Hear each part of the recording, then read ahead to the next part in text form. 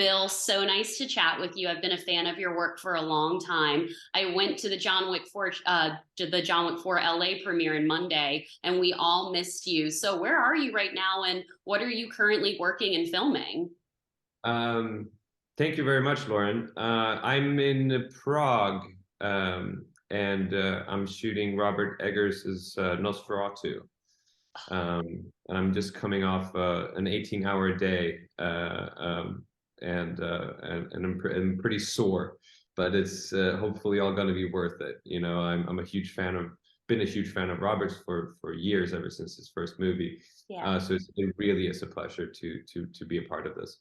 I'm so excited for Nosferatu, The Witch, and The Northman. Obviously, with Alex last year, The Northman was in my top five films. So definitely Excellent. looking forward to Nosferatu. But like I said, I've been a big fan of your work. It, Barbarian, Atomic Blonde, The Devil All the Time. What was it for you about stepping into this franchise as the character Marquis and working with Keanu and Chad? Like, what was it for you that was your favorite thing about playing this role and stepping into the John Wick franchise? Um, yeah, I mean, I was a little bit surprised. Like, I'd met Chad a few times. I worked with David Leitch, who, used to be his partner, and they sort of co-created the John Wick franchise. Mhm.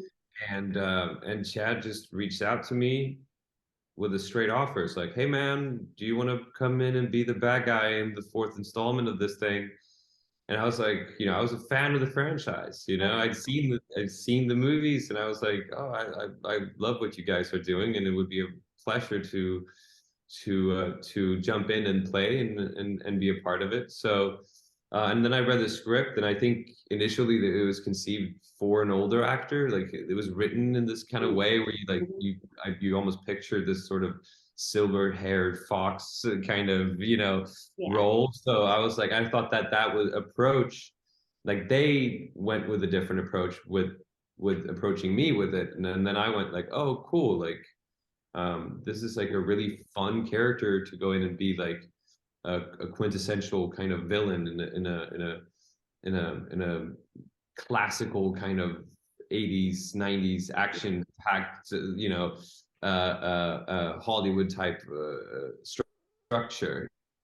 you know Maybe Chad would like me to liken it to the Sergio Leone westerns or whatever. But Yeah. that again, to me, like those kind of like it's just fun to be part of something. The world is so larger than life, so you get to play a character and you can really kind of go for it in terms of performance. Well, not only was it a fun, iconic villainous character, his wardrobe is iconic and so different from anything we've seen in the John Wick films, which is like all black. Was there a particular piece of his wardrobe that just helped you really get into character? Because, like, all of his suits, they were different for every single scene. Yeah.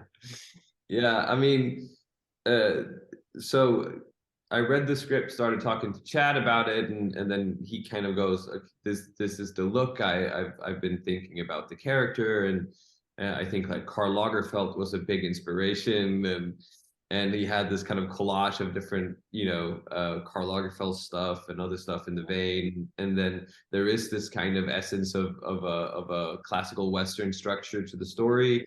So there's like also this kind of 19th century three-piece suit, Mhm. the vest and the sort of, so all of that kind of informed like, oh, that's a cool way of playing with it. This character is like extreme.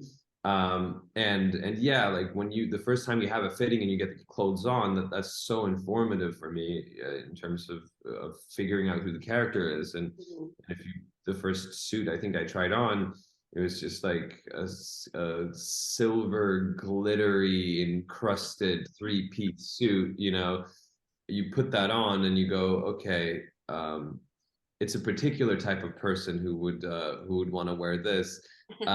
This says something about the character. And then sure enough, every time you see him, he has a completely different tailor-made suit that happens to match the settings that he's in. So it's like he's a very vain man. He's very And if there's any sort of qualities that he had, is he might be his sense of aesthetics.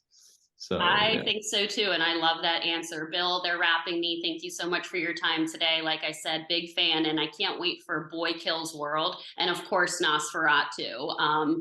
Huge fan of Robert Eggers as well, and yourself. So thank you so much for your time today. And I've been to a lot of LA premieres, and I wish you were there because people were literally like applauding like every 15 minutes. They absolutely loved it. And I cannot wait for fans to see it when it's in theaters this weekend.